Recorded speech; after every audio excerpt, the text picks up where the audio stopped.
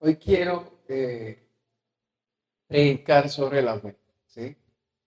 El título de mi predica es Tengan fe en Dios.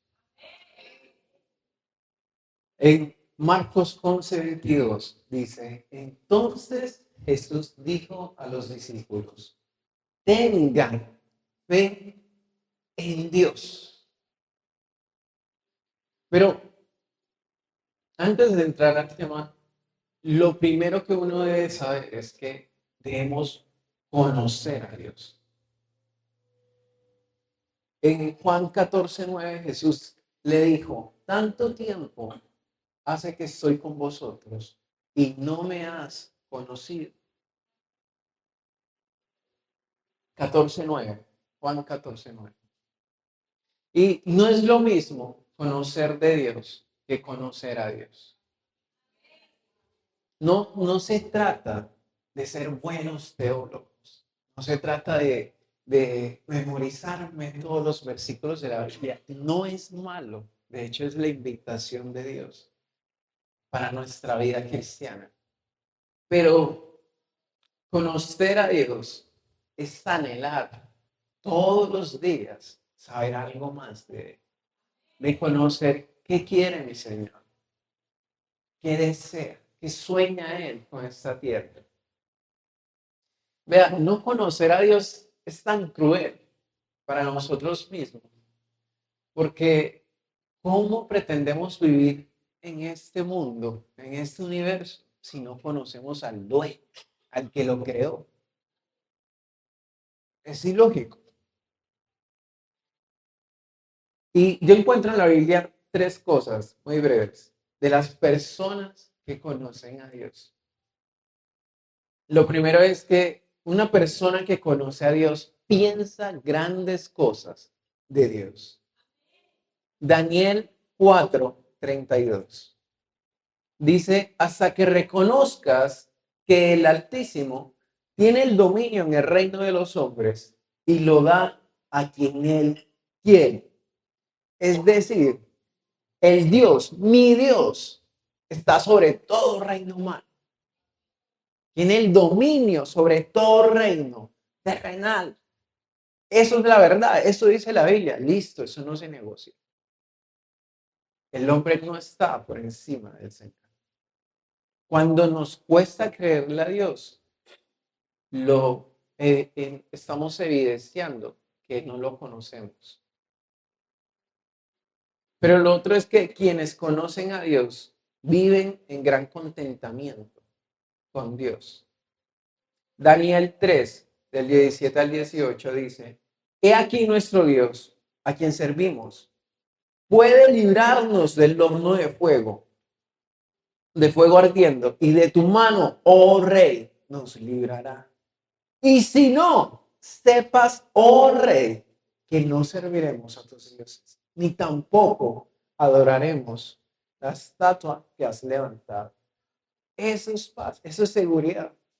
Eso es que tener paz en el Señor. Sí, sí, mira, nuestro Señor nos rescatará, pero si no lo haces, pues todo bien, no tenemos nada, tenemos todo de nuestro Señor. Lo otro es que quienes conocen a Dios tienen gran valentía por Dios. Daniel 11:32. Con lisonjas seducirá a los violadores del pacto, mas el pueblo que conoce a su Dios se esforzará y actuará. La traducción dice, son valientes. Los amigos de Daniel no eran imprudentes, sabían que sí. Ser valiente con Dios no es ir a tumbar estatuas por la calle, no, nos gustaría, pero no. Ser valientes con Dios es escuchar a Dios y hacer lo que el Señor quiere que hagamos. Entonces, tengan fe en Dios. La fe es algo esencial para nuestra vida cristiana. Vemos que la mayoría de milagros en la Biblia, todos eran, no, es que tuvo fe y fue sano. Marcos 5:34 dice, hija, tu fe te ha hecho salva. Pero ¿qué significa eso? la mujer, el contexto, para abreviar un poco la historia, está una mujer que tiene un flujo de sangre imparable durante 12 años y toca el borde del manto de Jesús. Eso es interesante porque Jesús, ella no le está pidiendo al Señor nada, pero toca su borde y ya. Y le dice, hija, tu fe te ha hecho salva.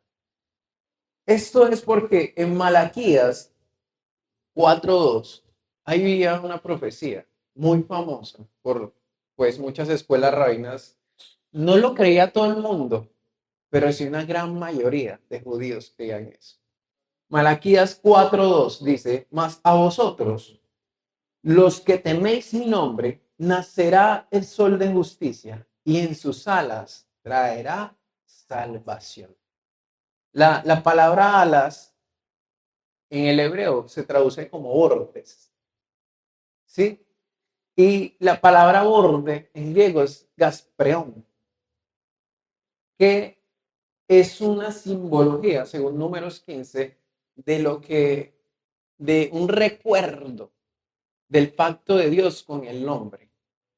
Dios manda que pongan flecos en los bordes del manto para recordar el pacto que Dios hizo con el hombre. La mujer del flujo de sangre sabía eso. Había escuchado de eso, muy probablemente. Y por eso Marcos 5:34, Jesús le dice, hija, tu fe te ha hecho salva. Creía en que su Salvador vendría. En sus alas traería salvación, traería sanidad. Tocó su borde, el borde de su manto, y fue salvo. El caso de Jairo y su hija. Su hija murió y Jesús le dijo, Marcos 5:36, no temas, cree solamente. Juan 11:40 dice, no te dije que si crees verás la gloria de Dios. Ahora, no solo es creer por creer, ¿no? Porque aún la Biblia dice, los demonios creen y tiemblan, sino que se trata de creerle a Dios, como dice Santiago 2:19. Vemos otro caso, el de Raab, ¿no? No sé si han leído Biblia, aquí todos leemos Biblia. Raab guarda en su casa a unos espías, ¿cierto? Y dice la Biblia, bueno, ella es mencionada en el libro de Josué, en Hebreos 11, en Santiago 2. El término que se usa para su nombre es la palabra pornai. Pornai se traduce como pornografía o tiene una alusión en nuestro moderno como eso. Raab se dedica a un negocio que no era moralmente bien visto, pero ella guarda a dos espías en su casa. Dos espías, no sé si han leído la historia, ojalá que sí. Y ella miente a los guardias como cuando le preguntan, hey, ¿no has visto dos espías? Y dicen, no, aquí no están. Ella mintió. Entonces sigue esa historia. Llega la Gestapo, ella miente. Y en Josué 2:12 dice, os ruego, pues ahora, que me juréis por Jehová, que como he hecho misericordia con vosotros, así la haréis vosotros con la casa de mi padre, de lo cual me daréis una señal segura, y que salvaréis la vida de mi padre, de mi madre, de mis hermanos y hermanas, y a todo lo que es suyo, y que libraréis nuestras vidas de la muerte. Raab no puede ser salva por sí misma, porque ella mintió. Por sus obras es imposible. Y les está pidiendo, te ruego que le digas a tu Dios que salve a mi familia, todo esto. Y eso es lo bonito. Sigue, la Biblia dice en Josué 2:18, cuando entremos en la tierra, le dan una instrucción. Ata este cordón de hilo escarlata a la ventana, por la cual nos dejas bajar. Y reúne contigo en la casa a tu padre y a tu madre, a tus hermanos y a toda la casa de tu padre. En aquella época, para usted tener ese color escarlata, lo cogían de un gusano. Ese gusano cuando moría explotaba, daba el tinte y teñían las cuerdas. Con el tiempo eso se iba a poner blanco, obviamente. Pero, ¿por qué le dan esa instrucción? Porque es un anuncio de Jesús que vendría. La sangre de Jesús que nos salva. Raab no es salva por sus obras. No es salva por sus obras. Es salva porque tuvo fe en lo que aún no había pasado. Por eso Salmos 22:6 dice, y esto es mesiánico, dice, mas yo soy gusano y no hombre. Es Cristo. La fe hizo salva. Por sus obras era imposible. Tener fe en Dios es creer todo lo que dice su palabra, ¿cierto? Lo primero es que Dios es bueno. Y esto lo digo porque decimos que Dios es bueno, que todo el cuento, pero hay queja, pero hay miedo, hay incertidumbre sobre el futuro. ¿Qué va a pasar con esto? No es que esta persona no me ha llamado y decimos que Dios es bueno. Creemos que Dios es bueno, pero vemos un futuro sin un Dios bueno. Vemos un futuro malo, como si nuestro Dios, que es bueno, nos fuera a matar en el futuro, yo qué sé. Vemos un Dios sin poder. Y mucha gente dice, o es muy famoso en redes, la gente que dice, no, es que si Dios es bueno, ¿por qué permite tanto mal en el mundo? La pregunta en realidad debería de ser, ¿por qué en un mundo tan malo Dios permite cosas buenas?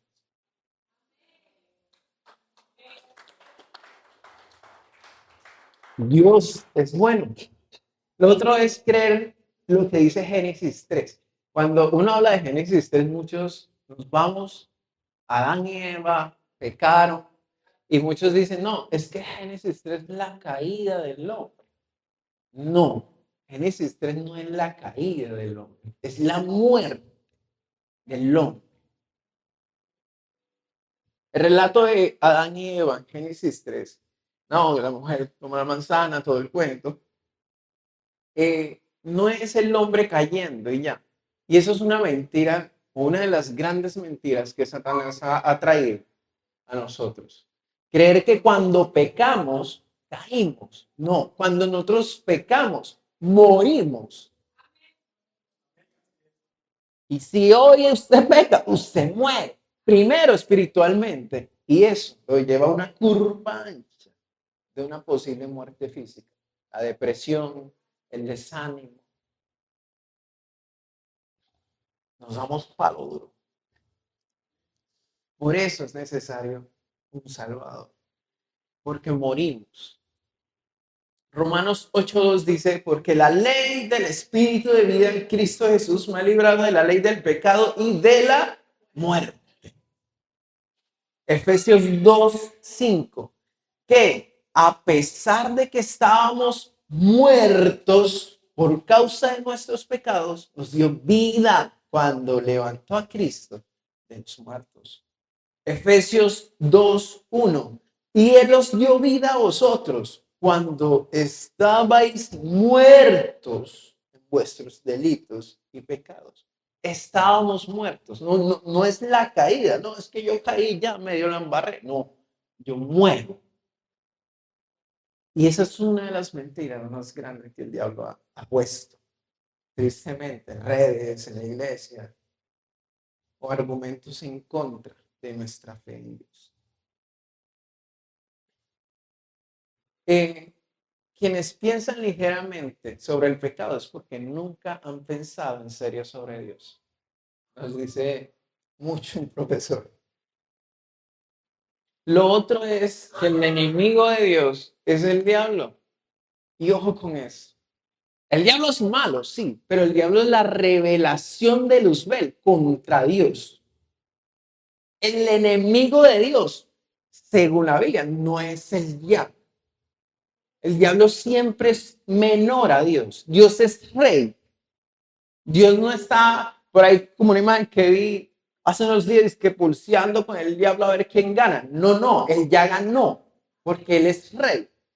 El diablo siempre es siervo, está por debajo. No hay una lucha constante entre los dos. Él gana.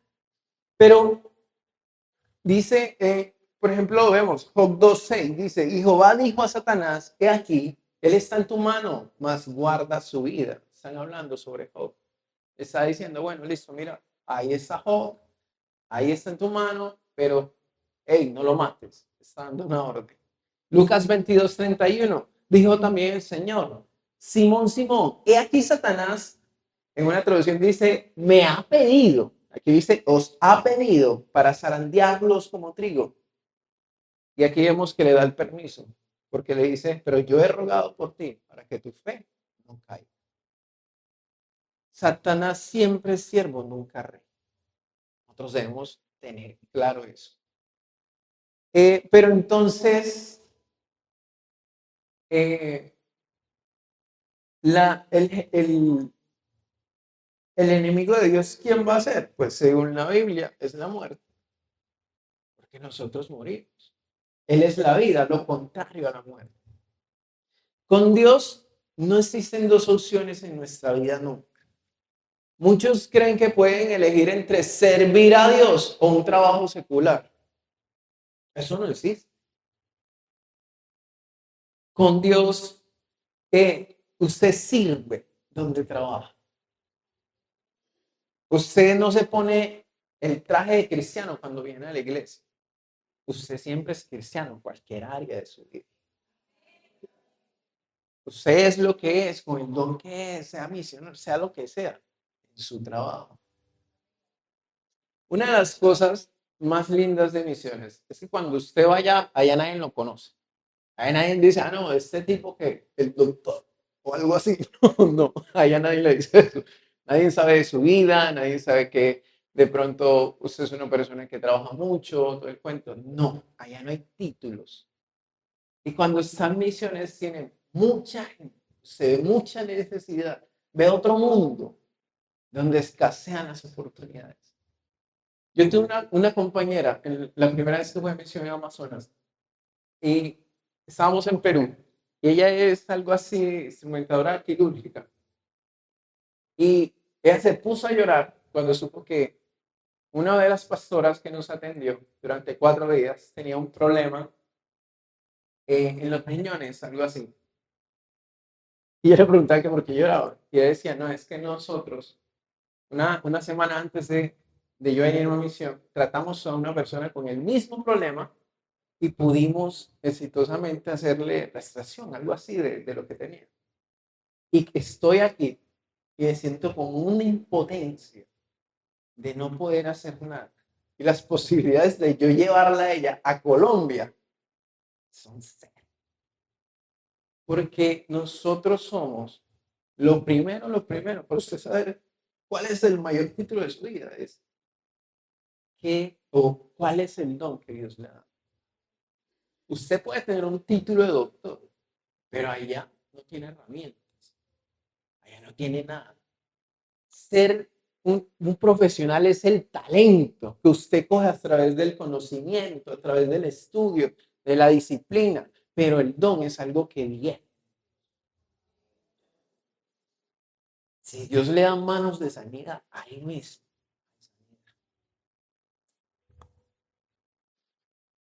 Entonces, el verdadero enemigo de Dios es la muerte. Primera de Corintios 15:26 dice, y el poster enemigo que será destruido es la muerte, porque todas las cosas las sujetó debajo de sus pies. Apocalipsis 20:14, y la muerte y el Hades fueron lanzados al lago de fuego. Y la buena noticia es que Jesús venció la muerte. Apocalipsis 1:18 dice, y el que vivo y estuve muerto, mas he aquí que vivo por los siglos de los siglos. Amén. Y tengo las llaves de la muerte y del infierno. Jesús traspasó la muerte. la venció, Él muere, pero, ay, yo soy el Hijo de Dios. La vida vence a la muerte. Es la gran obra de la cruz. No es que Él venció al diablo y ya, no, el diablo es un siervo, alguien que se rebeló, un rebelde más. La muerte era el objetivo. Segunda de Timoteo 1:10. Y que ahora ha sido manifestada por la aparición de nuestro Salvador Jesucristo, el cual quitó la muerte y sacó a la luz la vida y la inmortalidad por el Evangelio. Nosotros debemos creer eso. Creer en Dios también es creer que somos seres sociales. Vea, lo más famoso que se ve en nuestras vidas o que uno ve en los jóvenes sobre todo, es creer que Dios nos llamó a ser independientes.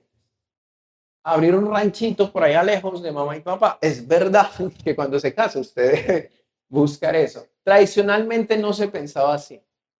Tradicionalmente los judíos hacían en la misma casa o cerca de la casa de los padres otra casa y ahí vivían. Pero eso hoy es difícil, lo sabemos. Pero lo cierto es esto. Creer en Dios es que Dios nos hizo seres sociales. Dios nos hizo para vivir en amor fraternal. No nos hizo para ser independientes, empoderados, realizados, no. El sueño de Dios es que dependamos unos de otros, unánimes, en un mismo sentir. Es lo que dice la Biblia. El mayor fracaso en nuestra vida no es encontrar dónde vive. No es que no encontré, no conseguí trabajo, no. El mayor fracaso de nuestra vida es no vivir en el propósito de Dios. Cuando un hijo de Dios vive en pecado, no está viviendo en el propósito de Dios. Cuando un hijo de Dios no está madurando en su vida, no está viviendo el propósito de Dios. Y no damos gloria a Dios cuando creemos que podemos hacer todo en nuestras fuerzas. Que mi título, que mi talento, que mis recursos, que mis capacidades, que mis habilidades. No. Vean, conocer el propósito de Dios es importante. La voluntad de Dios. Usted ve en la Biblia casos como el de Usías. Ofreció sacrificio y al tipo que le dio lepra. Y la Biblia dice, ofreció sacrificio sagrado a Dios, pero le dio lepra. ¿Por qué? Porque aunque eso era bueno, eso no era lo que Dios quería. El caso de Saúl, ofreció sacrificio antes de que llegara Samuel. ¿Y qué pasó? Dios lo rechazó y lo quitó de reinado. Moisés se le da la orden de ve si habla la roca, él la golpea. Ahora, el problema no es tanto que la golpeara, sino que Dios le dijo, desobedeció a Dios. El problema de Adán y Eva es lo mismo. Desobedecen a Dios. Creen más en lo que le dice el diablo. La seducen. No haces esto, mira que tendrás conocimiento, que lo otro, que tal. Eso sí es algo que hace Satanás en nuestra vida. Nos seduce. Muchas cosas que parecen buenas o inofensivas no son la voluntad de Dios. Al menos que Dios nos diga que lo es. Vemos a, por ejemplo, Pablo. ¿Dónde estuvo? En la cárcel. Hoy vemos un cristiano en la cárcel y uno, ¿y cómo así se man qué hace ahí? Algo hizo que... Pero no, Pablo estaba ¿dónde? En la cárcel. Y la Biblia dice que hay muchos fueron salvos por la predicación, la locura de la predicación, la urgencia de la predicación, porque era la voluntad de Dios. Si queremos ser personas de fe, debemos asegurarnos que nuestros deseos sean la voluntad de Dios. Santiago 4:3 dice, pedís y no recibís, porque pedís mal para gastar en vuestros deleites. Santiago, a este no lo anoté, pero dice, deleítate en el Señor y Él te concederá los deseos. El corazón, es Salmo 37:4. La condición ahí es deleítate en el Señor. ¿Cuánto de nosotros nos deleitamos en el Señor? Porque si no pasamos tiempo con Dios, no vamos a saber qué quiere Dios.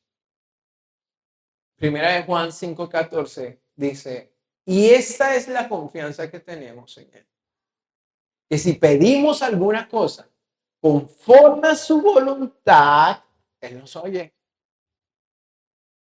Juan 15:7, si permanecen en mí, ahí está la condición, permanezcan en mí, ¿sí?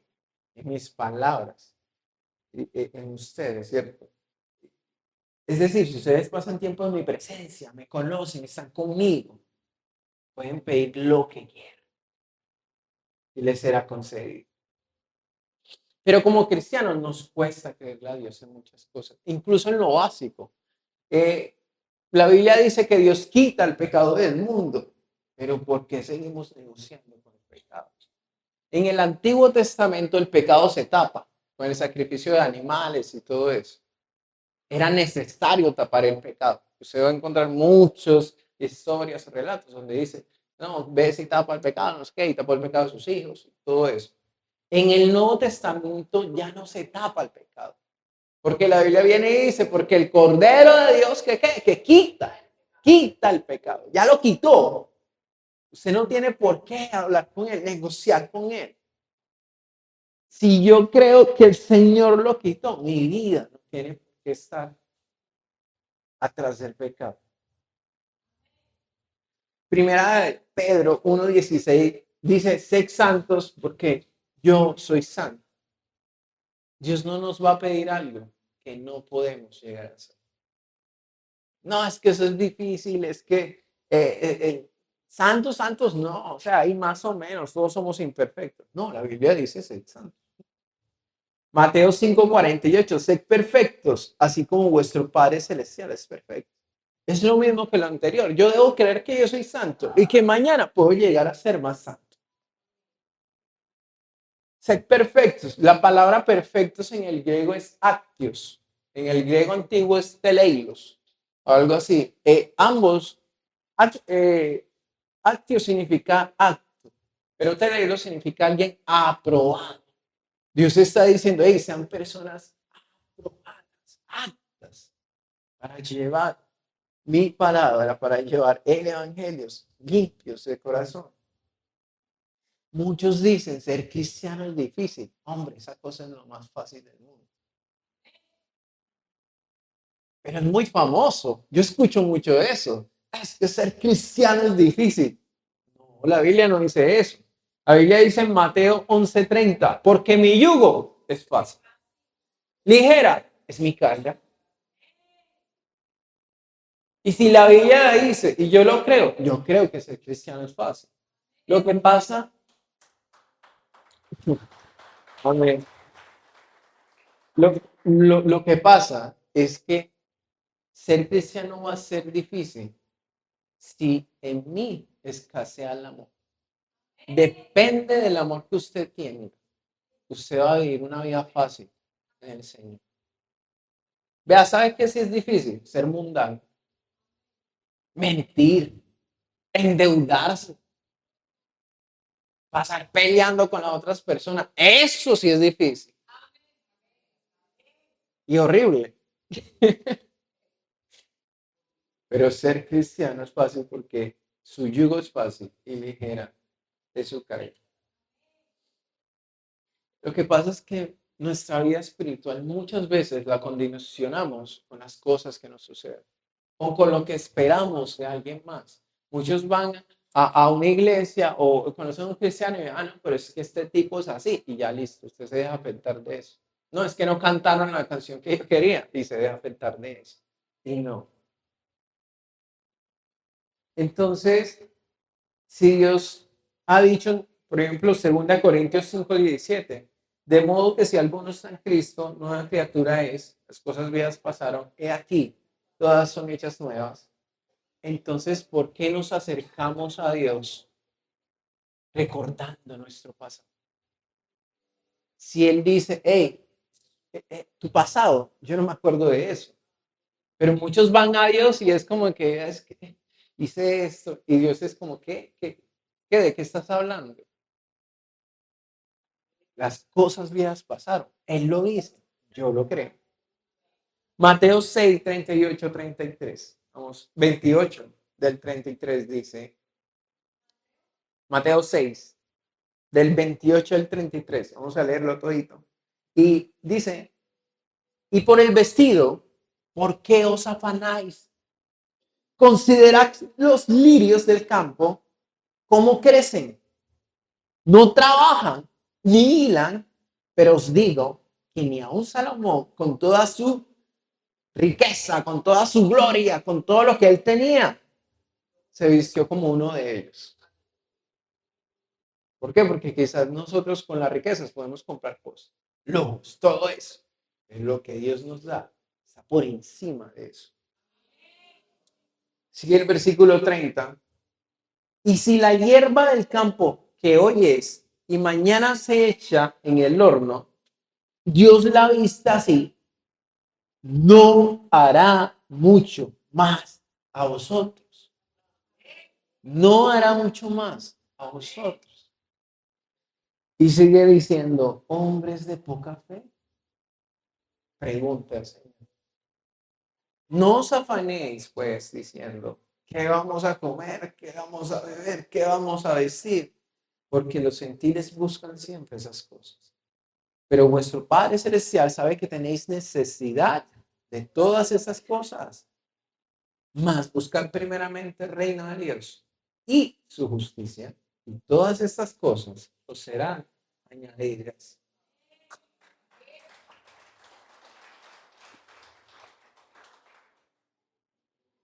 Dios nos llama hombres de poca fe porque nos cuesta creer su palabra. Nos enredamos en otras cuestiones, en caminos, o pensamos en mi vida, mi casa, mi proyecto, mi trabajo. Miramos las cosas de la tierra. Pero viene Hebreos 12:2 y nos dice, puesto los ojos en Jesús, el autor y consumador ¿de qué? De la fe. De la fe. Volvamos nuestra mirada a Jesús. Lo otro, estoy terminando, tener fe es priorizar a Dios sobre las riquezas. Dios quiere prosperar. Es, usted lee Deuteronomio, todo es usted, el deseo de Dios es eso. Lo que pasa es que muchos lo han exagerado a veces, pero el deseo de Dios es eso. Dios está buscando personas para entregarle sus riquezas, buenos administradores. Dios quiere ver cómo a través de sus recursos usted puede llevar su reino. Los sueños de Dios siempre son para mucha gente. Usted ve y termina la historia de José y dice en la Biblia que no, es que fue Dios el que me trajo aquí y fueron los hermanos. Pero dice, ¿para qué? Para mucho pueblo, para traer bienestar a mucho pueblo. Si su sueño, el sueño que tiene en su corazón es para usted, para su sustento, ahí no va Dios. Pero si el sueño que usted tiene, que Dios ha puesto en su corazón, es pensado para mucho pueblo, ahí está Dios, respaldando.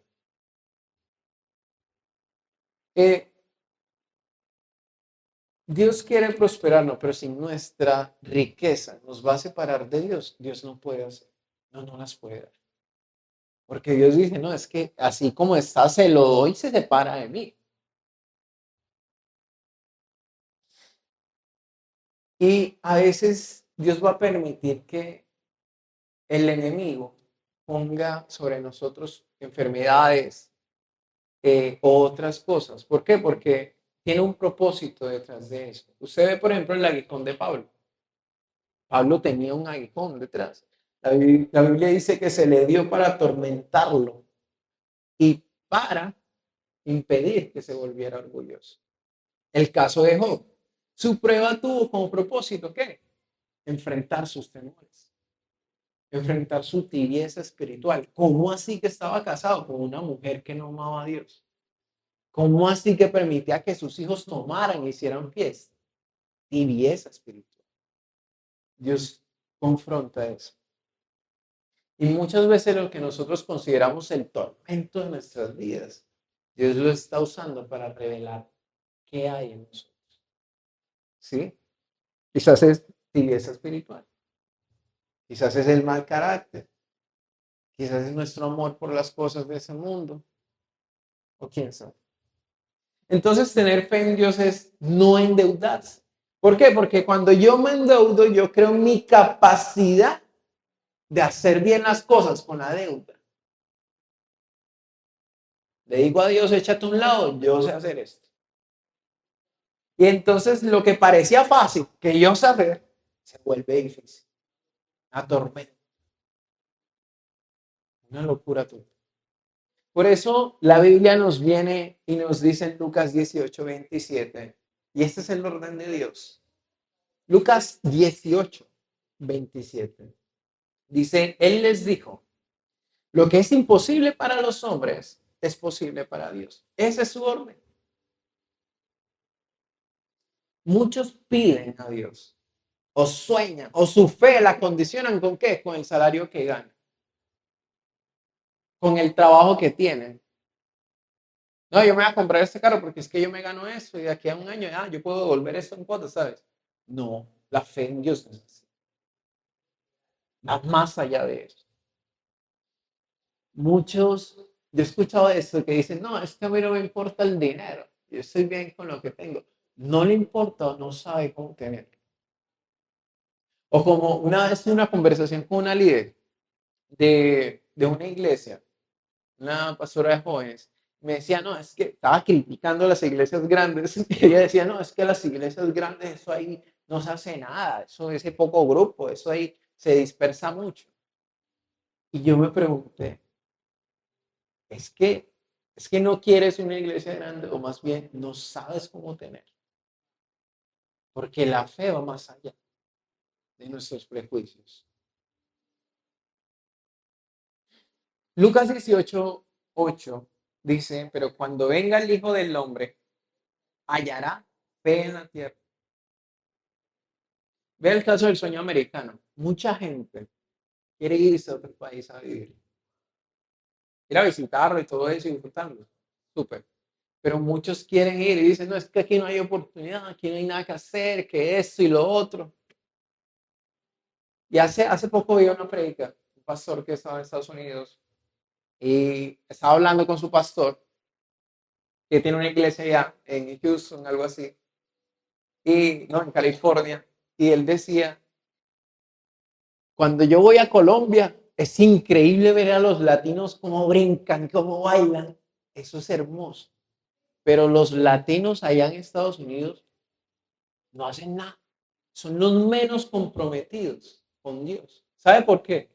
Porque van por plata, porque no se van pensando, no es que haya sido oportunidad, no, se van pensando en que allá puedo hacer plata.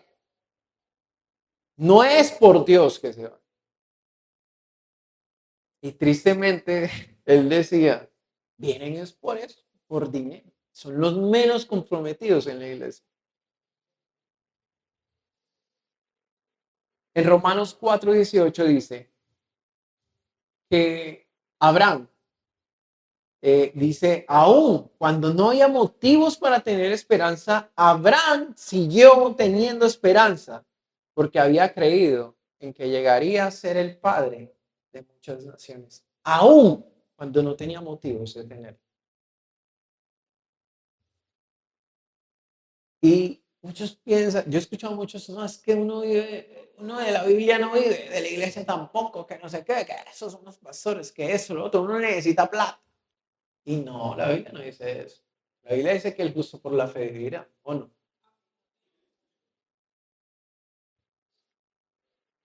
Eh, Vivir por fe es hacer lo que no podíamos hacer también. Es creer que ese problema que tengo ya está solucionado, ¿sí? Es vivir como si no estuviera enfermo. Cuando uno está enfermo, uno quiere estar tirado, no comer, no quiere hacer nada. ¿Yo qué voy a hacer? Voy a levantarme, voy a comer, voy a hacer ciertas cosas, ¿sí? Vivir por fe es eso, es creer las cosas que no son como si fueran.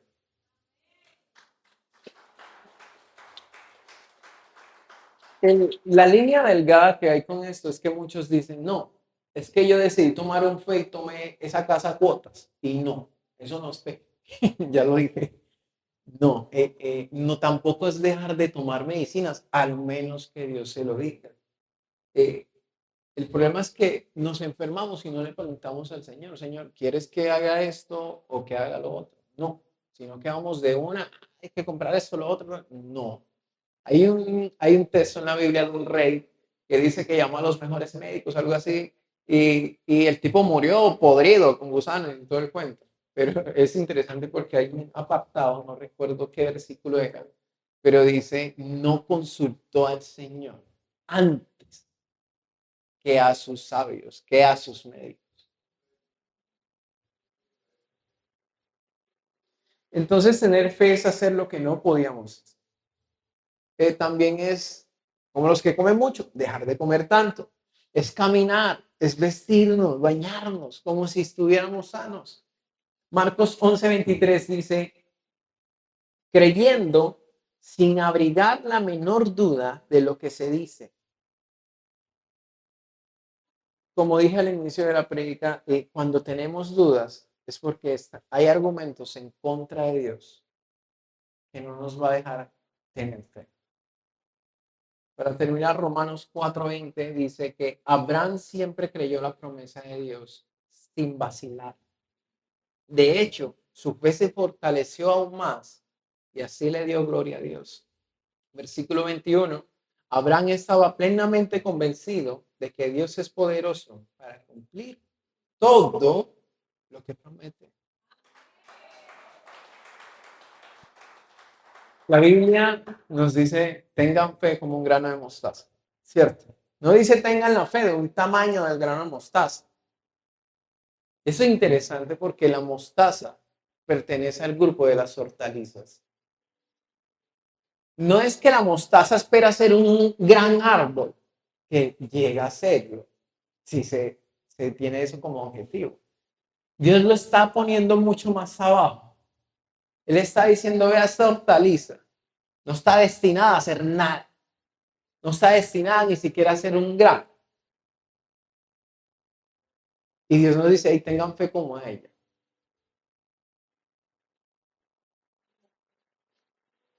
El grano de mostaza tiene la fe de ser algo que no está destinado a ser. Dios nos dice en Mateo 17:20, si tuvieras fe como un grano de mostaza. La Biblia nos dice que tengamos responsabilidad sobre buscar su reino y su justicia. Su reino es la iglesia, el servicio, servir a otros. Pero luego dice, y su justicia. La justicia es la santidad, mi coherencia entre lo que digo y hago. Nos invita a buscar esas dos cosas. Pero nosotros lo buscamos a medias muchas veces. Y queremos ver grandes milagros buscando el reino de Dios y su justicia a medias. Y no, Dios no quiere una fe a medias. El centurión romano, dice la Biblia, que creía en Jesús, que Jesús tenía el poder de sanar con solo su palabra. Y termina diciendo en Mateo 8:8, solamente di la palabra y mi criado sanará. Porque yo también soy hombre bajo autoridad y tengo bajo mis órdenes soldados. Y digo a este, ve y va, y al otro, ven y viene, y a mi siervo hace esto y lo hace. Y la Biblia dice que al oírlo Jesús quedó asombrado y dijo, no he visto una fe como esta en toda Israel. Y esa es la invitación de Dios a nosotros. Cristo viene, es el anuncio que se nos mandó a hablar, pero hallará fe en la tierra. Nos ponemos de pie. Vamos a... Queremos, Señor, confrontar nuestra incredulidad. Te pedimos, Padre, que pongas fe en esa área de mi vida que no estamos creyendo. Quita esas mentiras, Señor. que Él ya lo ha puesto en mi mente.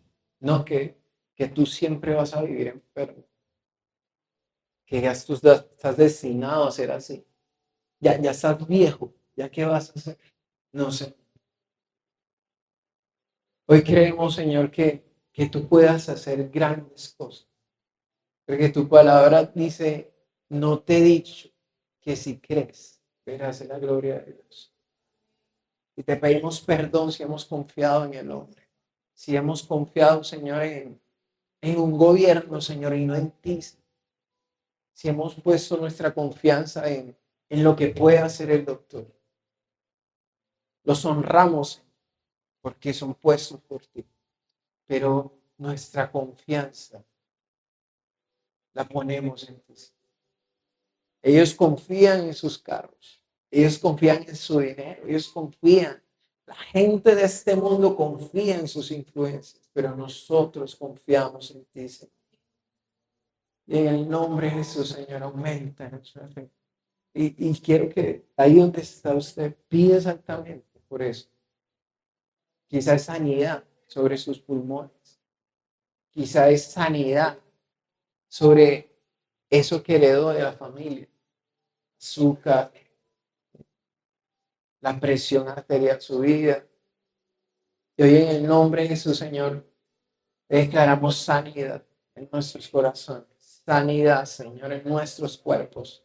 Creemos que nos diste, Señor, para proclamar tu evangelio. Tú nos necesitas fuertes, Señor. Nos necesitas adorando, saltando, brincando, Señor. Y hoy queremos pedirte, Señor, por esa sanidad en nuestra vida, sanidad en nuestra área financiera, Señor. Quizás no he tomado buenas decisiones, pero yo hoy creo, Señor, que tú me puedes sacar de este lodo de las deudas. Y reprendemos al espíritu devorador en el nombre de Cristo Jesús.